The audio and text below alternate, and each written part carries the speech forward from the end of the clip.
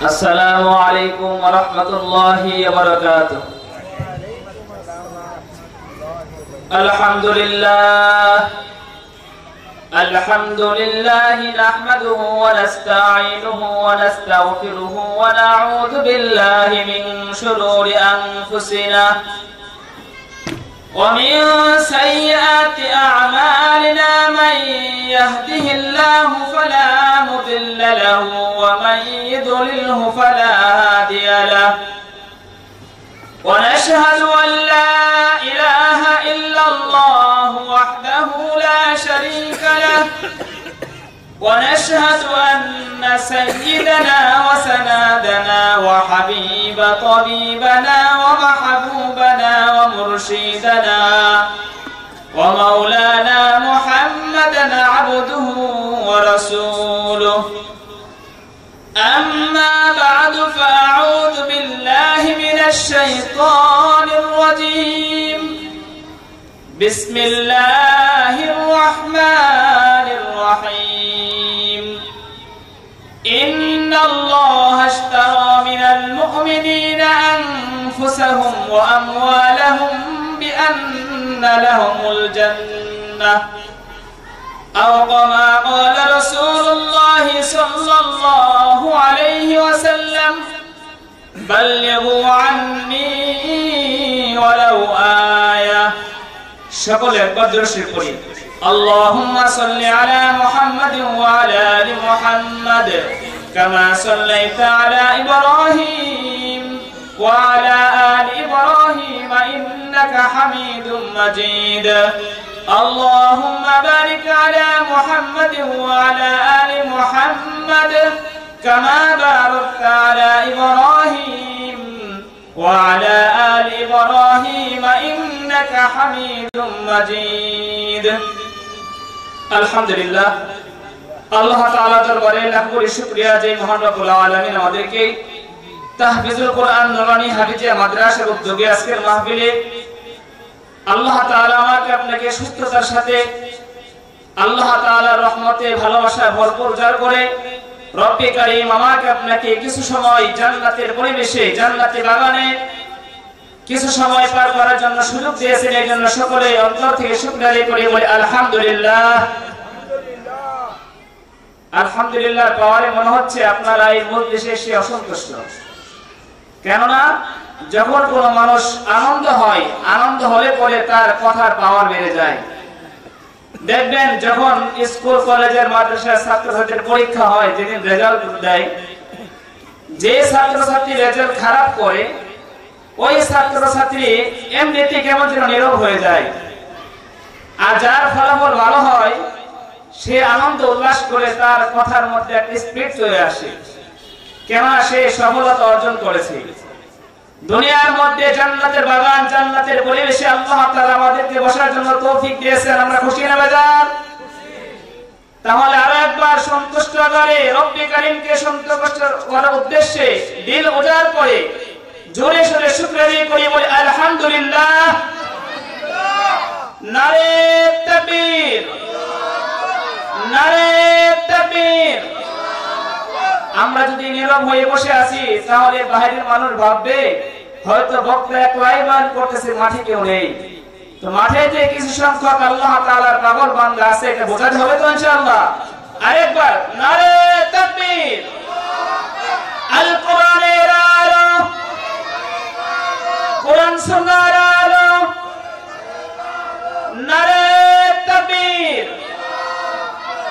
আমরা সকলে একটু এগিয়ে বসি, মাঝখানের ফাঁকা জায়গাগুলো পূরণ করে দিবি, একটু কষ্ট করে মেহেরবানি করে এগিয়ে বসি, তাহলে দেখতে সুন্দর দেখা যাবে। পরিবেশটা সুন্দর দেখা গেলে বক্তা সাহেবের কথা বলা সহজ হবে, আপনাদের কথা শুনতে ভালো লাগবে।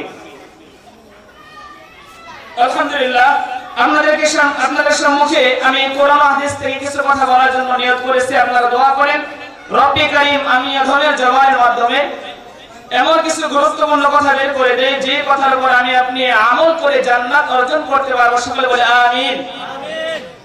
আমি যে আয়াতটা তেলাওয়াত করেছি আল্লাহ পাক রব্বুল আলামিন বলেন ইন্নাল্লাহা আশতারা মিনাল মুমিনিনা আনফুসাহুম ওয়া আমওয়ালাহুম বিআন্না লাহুমুল জান্নাহ ইন্নাল্লাহ আশতারা, ইন্না শব্দটা তাকিদের জন্য ব্যবহার হয়। আল্লাহ তাআলা আমার আপনার সাথে ব্যবসা করতেছেন। আমি আপনি দুনিয়াতে যেরকম বিভিন্ন পর্যায়ে ব্যবসা বাণিজ্য করে থাকি, আল্লাহ তাআলা আমার আপনার সাথে ব্যবসা করেন। তবে রবের ব্যবসার পার্থক্যের মধ্যে একটা অবস্থান হলো, দুনিয়াতে যারা ব্যবসা করে তারা দেখা যায় বেশি টাকা বিক্রি করে নিজের লাভ রাখার উদ্দেশ্যে। আল্লাহ তাআলা আমার আপনার সাথে ব্যবসার কত সৌন্দর্য আমরা ইনশাআল্লাহ মনোযোগ সহকারে শুনলে বুঝতে পারবো।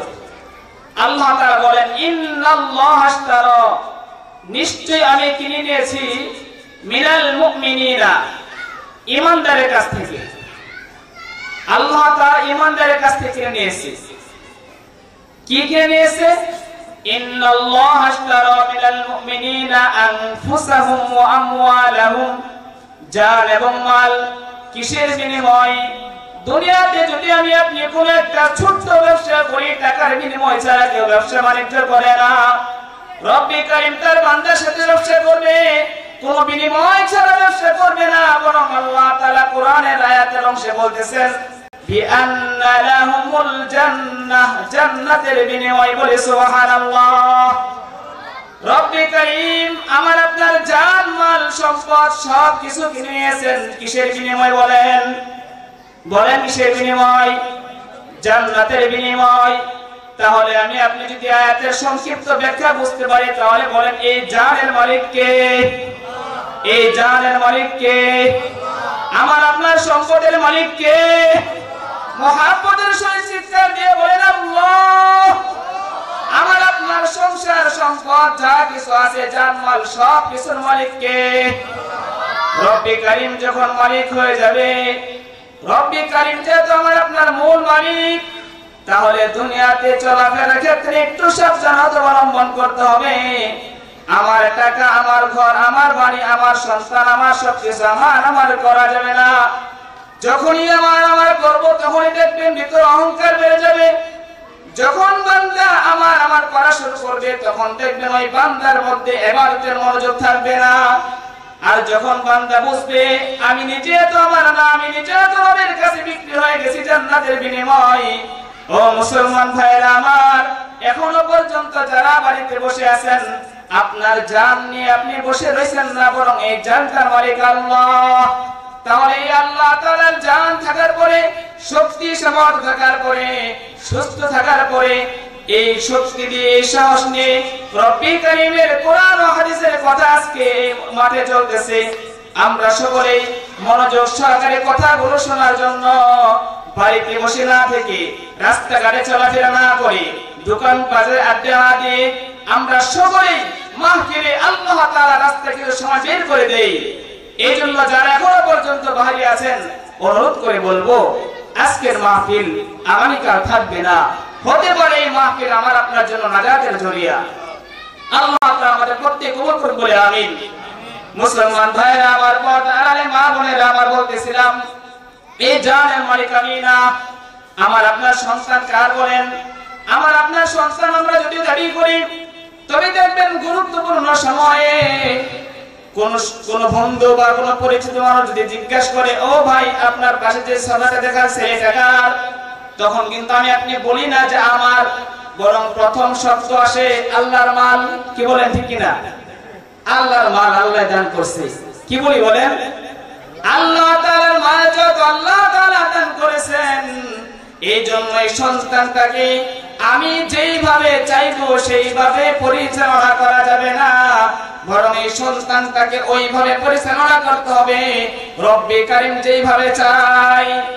আল্লাহ পাক রব্বুল আলামিন চাই প্রতিটা সন্তান তার নিজে বোঝার জন্য, নিজে ইবাদতের জন্য, নিজের বুঝ অর্জনের জন্য ইসলাম শিক্ষা এতটুকু পর্যন্ত তার জন্য ফরজ, যতটুকু পর্যন্ত নামাজ, রোজা, হজ, যাকাত সমস্ত। এসো কোরআনের আঙিনা, এসো শান্তির মোহনা, এসো কোরআনের আঙিনা।